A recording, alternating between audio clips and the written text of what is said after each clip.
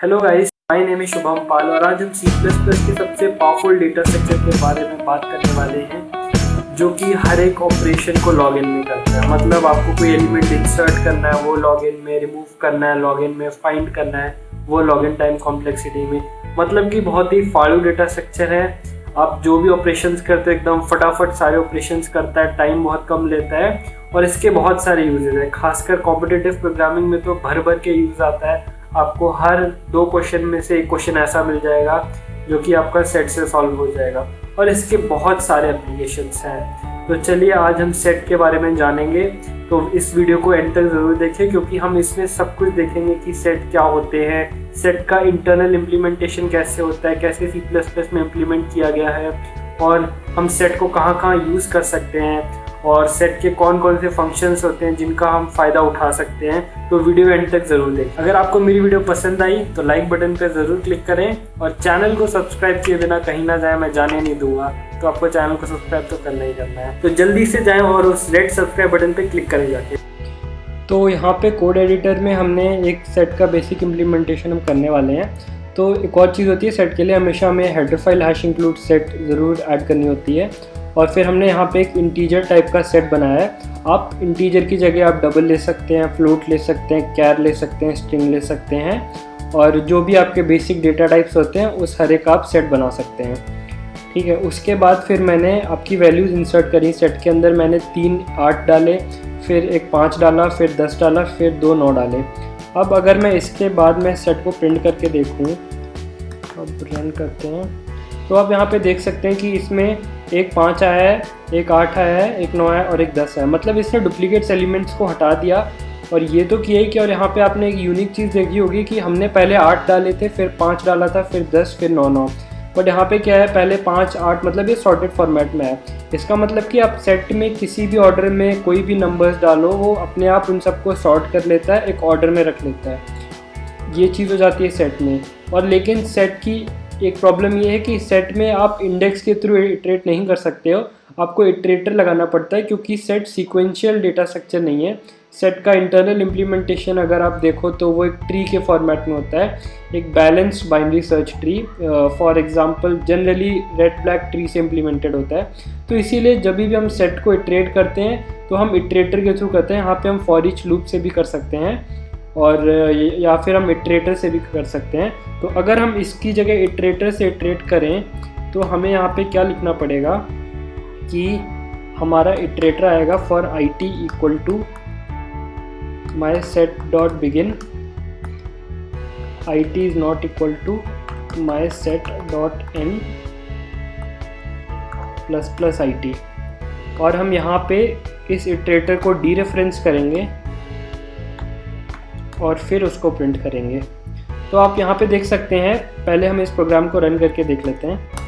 तो अभी भी सेम आउटपुट आया। तो यहाँ पे हमने क्या किया, हमने यहाँ पे एक इटरेटर लिया। इटरेटर बेसिकली एक पॉइंटर होता है जो कि सेट के एलिमेंट्स की तरफ पॉइंट कर सकता है। तो माई सेट डॉट बिगिन आपका सेट का जो रूट होता है, पहला एलिमेंट होता है, उसकी तरफ एक पॉइंटर होता है। और माई सेट डॉट एंड क्या होता है कि आखिरी एलिमेंट के बाद वाली जो लोकेशन होगी उस पर पॉइंट करता है। और इसी तरह हम इटरेटर को प्लस प्लस कर रहे हैं। तो इटरेटर जैसे मैंने बताया एक पॉइंटर होता है, तो हम उसे डी रेफरेंस करके प्रिंट करेंगे तो वो उस पर्टिकुलर एड्रेस पे जो वैल्यू है वो प्रिंट कर देता है। तो इस तरीके से हम इटरेटर्स का यूज़ कर सकते हैं अपने सेट को ट्रेवर्स करने के लिए। इसी तरह हम सेट में लोअर बाउंड और अपर बाउंड फंक्शंस का भी यूज़ कर सकते हैं। तो लोअर बाउंड और अपर बाउंड फंक्शंस क्या करते हैं पहले तो मैं ये बताता हूँ। जैसे कि अभी आपको पता है हमारे सेट में कौन कौन से एलिमेंट्स एग्जिस्ट करते हैं, 5 है, 8 है, 9 है, 10 है। तो अगर हम लोअर बाउंड फंक्शन कॉल करते हैं और उसमें मान लो हम 8 पास करते हैं तो लोअर बाउंड क्या करेगा कि 8 का जो पहला अकरेंस होता है उसके तरफ का जो पॉइंटर होता है उसको रिटर्न कर देता है। और अगर 8 एग्जिस्ट नहीं करता तो उसका जो नेक्स्ट ग्रेटर एलिमेंट होगा जो कि यहाँ पे 9 है उसकी तरफ पॉइंटर रिटर्न कर देगा। और अपर बाउंड क्या करता है, अपर बाउंड अगर मान लो बहुत सारे 8 है, फॉर एग्जांपल यहाँ पे हमारे एक और 8 आ गए और एक और 8 आ गए, तो अगर मैं अपर बाउंड करता तो अपर बाउंड इस वाले 8 की तरफ का इटरेटर मुझे रिटर्न करके देता। बट इस केस में हमने सेट लिया है तो इसीलिए ये एक ही 8 है। लेकिन अगर यहाँ पे मल्टी सेट लेते तो आपके मल्टीपल 8s भी इसमें आ सकते थे। और अगर मल्टी सेट लेना होता तो हमें बस यहाँ पे मल्टी सेट कर देते तो वो हमारा काम बन जाता, वो मल्टी सेट बन जाता। और हेडर फाइल सेम रहती है मल्टी सेट के लिए भी। तो अब हम लोअर बाउंड फंक्शन का यूज़ करके देखेंगे। तो हम लोग निकालेंगे auto IT equal to my set dot lower bound, और यहाँ पे मैं भेजूँगा उस एलिमेंट को जो कि मेरी की है फॉर और हमें पता है कि हमारा 8 एक ही है, तो ये बाकी 8 को हटा देते हैं। हम यहाँ पे भेजते हैं 7 भेजते हैं। तो अगर हमने लोअर बाउंड में 7 भेजा है और फिर उसके बाद हम प्रिंट करके देखते हैं इस इटरेटर पे क्या वैल्यू है। अब यहाँ पे हमें इस इटरेटर को डीरेफरेंस करने से पहले एक चीज़ चेक कर लेनी चाहिए कि कहीं ये माई सेट डॉट एंड तो नहीं रिटर्न किया इसने, क्योंकि अगर ये होगा तो आपका सेगमेंटेशन फॉल्ट आ जाएगा, क्योंकि आप एंड को डीरेफरेंस करने की कोशिश करेंगे जहाँ पे कोई वैल्यू एग्जिस्ट नहीं करती है। तो अब हमने ये लिख दिया, अभी हम इसे चला के देखेंगे। तो अगर हमारे एक्सपेक्टेशन के हिसाब से हमने 7 पे लोअर बाउंड लगाया तो उसका नेक्स्ट ग्रेटर एलिमेंट, क्योंकि 7 तो एग्जिस्ट नहीं करता, तो 8 आएगा, तो 8 रिटर्न होना चाहिए। तो अगर हम प्रोग्राम को कंपाइल करें तो अगर हम यहाँ पे देखें, फिर हमने जो 7 है 7 पे हमने लोअर बाउंड लगाया तो हमारा 8 रिटर्न होना चाहिए, क्योंकि 7 तो एग्जिस्ट करता नहीं है। तो नेक्स्ट ग्रेटर एलिमेंट जो कि इसमें है वो कि 8 है। और हमें ये एक चेक लगाना बहुत ही ज़रूरी है, जब हम कभी भी सेट पे कोई भी फंक्शंस लगाते हैं जो कि हमें एक इटरेटर रिटर्न करता है, तो हमें हमेशा चेक कर लेना चाहिए कि सेट का एंड तो नहीं आ रहा है, या फिर हम इटरेटर को और पीछे कर रहे हैं तो सेट का बिगिन तो नहीं रिटर्न हुआ है, क्योंकि बिगिन के पीछे भी जाने की कोशिश करेंगे तो हमारा सेगमेंटेशन फॉल्ट आ जाएगा। तो अब अगर हम इस प्रोग्राम को रन करके देखें तो आप यहाँ पे देख सकते हैं कि हमें 8 रिटर्न हुआ है एज एन आंसर। ठीक है, अब हम लोअर बाउंड की जगह मान लो हम 8 पे अपर बाउंड लगाते हैं। यहाँ पे हमने 8 पे अपर बाउंड लगाया है तो 8 एग्जिस्ट करता है, बट अपर बाउंड क्या देता है, अपर बाउंड हमेशा नेक्स्ट ग्रेटर एलिमेंट ही रिटर्न करता है, तो ये हमेशा 9 देना चाहिए। तो अगर हम अभी यहाँ पे देखें तो हमने अपर बाउंड फंक्शन का यूज़ किया है। अपर बाउंड क्या देगा, 8 के लिए 9 रिटर्न करेगा, क्योंकि अपर बाउंड हमेशा नेक्स्ट ग्रेटर एलिमेंट रिटर्न करता है। तो हम यहाँ पे चला के देखेंगे तो यहाँ पे 9 रिटर्न हुआ है। और आपके जो भी ये फंक्शंस हो गए लोअर बाउंड अपर बाउंड, ये सारे टाइम कॉम्प्लेक्सिटी log n में चलते हैं। तो ये सेट का जो सबसे बड़ा फ़ायदा है कि ये सारे ऑपरेशंस को log n में करता है, इसीलिए आपका TLE आने का कोई चांस ही नहीं है अगर आपने कुछ एग्जॉस्टिवली यूज़ नहीं कर लिया है तो। इसके अलावा सेट में और भी फंक्शंस होते हैं जो कि जैसे कि आप mySet.find का यूज़ कर सकते हैं। mySet.find अगर आप यूज़ करते हैं तो ये उस एलिमेंट को ढूंढेगा।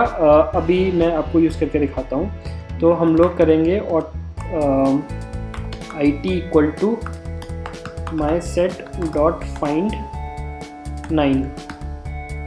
ठीक है, तो इसके बाद ये क्या रिटर्न करता है, एक इटरेटर रिटर्न करेगा 9 को पॉइंट करता हुआ, और अगर कोई 9 नहीं है तो ये इटरेटर रिटर्न करेगा जो कि पॉइंट करेगा mySet.end पे, सेट के एंड पे।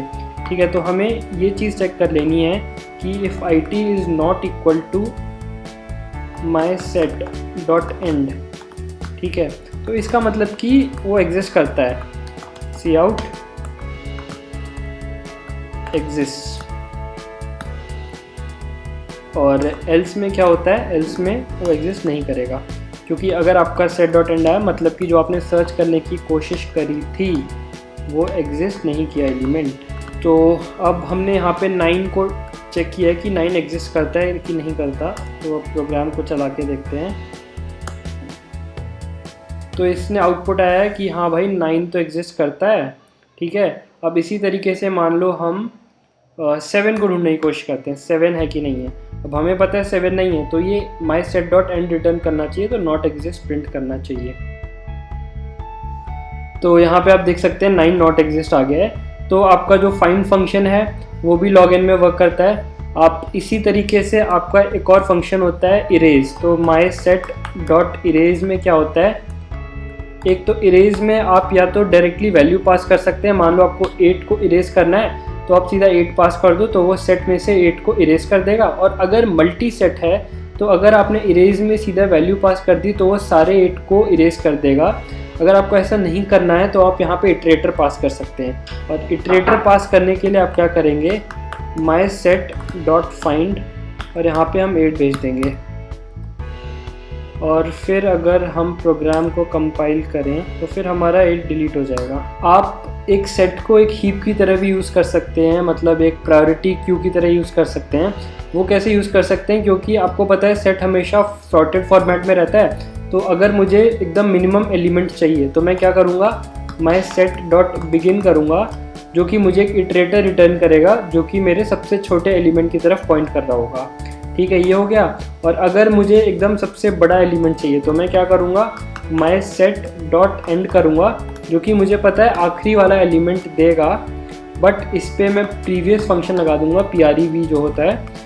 तो ये उस इटरेटर को एक पीछे कर देता है जो कि लास्ट एलिमेंट की तरफ पॉइंट करने लगेगा।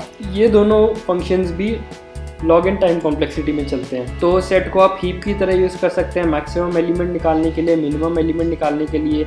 ये डिस्टिंक्ट एलिमेंट्स को ही रखता है, सॉर्टेड फॉर्मेट में रखता है। आपकी इतनी सारी चीज़ें हो गई सेट में। आप सेट के अंदर जैसे आपने यहाँ पे इंटीजर का सेट बनाया है, यहाँ पे आप कैरेक्टर का सेट बना सकते हैं, आप यहाँ पे एक पेयर का सेट भी बना सकते हैं। तो अगर आपने पेयर का सेट बनाया होगा तो वही वो पहले फर्स्ट इंटीजर के फॉर्मेट में सॉर्ट करेगा, अगर दो फर्स्ट सेम है तो सेकंड वाले के हिसाब से असेंडिंग ऑर्डर में सॉर्ट कर देगा। तो सेट के बहुत सारे फ़ायदे और कॉम्पिटिटिव प्रोग्रामिंग में तो बहुत ज़्यादा यूज़ होता है। तो अगर आपको मेरी वीडियो पसंद आई तो लाइक बटन पे ज़रूर क्लिक करें और चैनल को सब्सक्राइब किए बिना ना जाएं, क्योंकि मुझे लगता है सेट एक ऐसा डेटा स्ट्रक्चर है C++ में जो कि बहुत ही ज़्यादा यूज़ होता है। और अगर आप C++ सीख रहे हो या आपको आती है C++, तो आपको सेट को कैसे यूज़ करना है, कहाँ यूज़ करना है, वो आपको अच्छी तरीके से आना चाहिए।